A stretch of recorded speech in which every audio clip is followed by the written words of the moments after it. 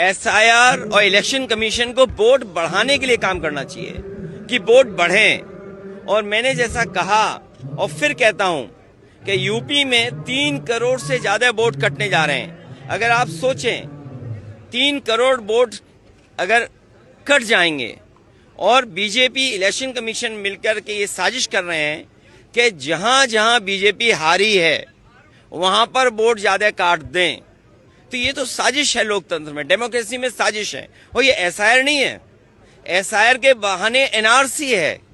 जो एनआरसी ये सीधी लागू नहीं कर सकते थे, वो एनआरसी लेकर के आए हैं। ये लोगों के कागज ढूंढवा रहे हैं। अगर कभी एनआरसी लागू तो कागज क्या देने पड़ेंगे? यही तो कागज देने पड़ेंगे। और फिर आप लोग तो एक उस शहर के जो टेक्नोलॉजी को समझते हैं, आधार को आधार ही नहीं मान रहे हैं। ये सबसे बड़ा दुर्भाग्य है कि आधार में हमारे रेटिना की इमेजेस हैं, हमारे फिंगरप्रिंट्स हैं, हमारा पूरा डिटेल उसके अंदर है। हम आधार को आधार ही नहीं मान रहे हैं और एसआईआर करा रहे हैं, जिससे लोग परेशान हैं।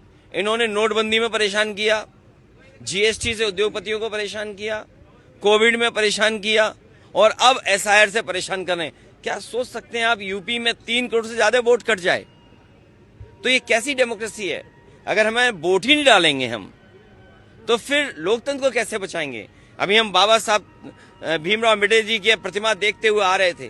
बाबा साहब भीमराव अम्बेडकर जी ने तो अधिकार दिया हमें वोट डालने का, एक वोट डालने का अधिकार। यही वोट हमें हक दिलाता है, यही वोट हमें न्याय दिलाता है, यही वोट हमें आरक्षण दिलाता है, यही वोट हमारी सुरक्षा करता है, यही वोट हमें नौकरी दिलाता है। यही वोट है जिससे हम अपना गुस्सा सरकार के खिलाफ निकाल सकते हैं। ये वोट ही काट दे रहे हैं। ये बीजेपी की साजिश है। सर, और एक तरफ यहाँ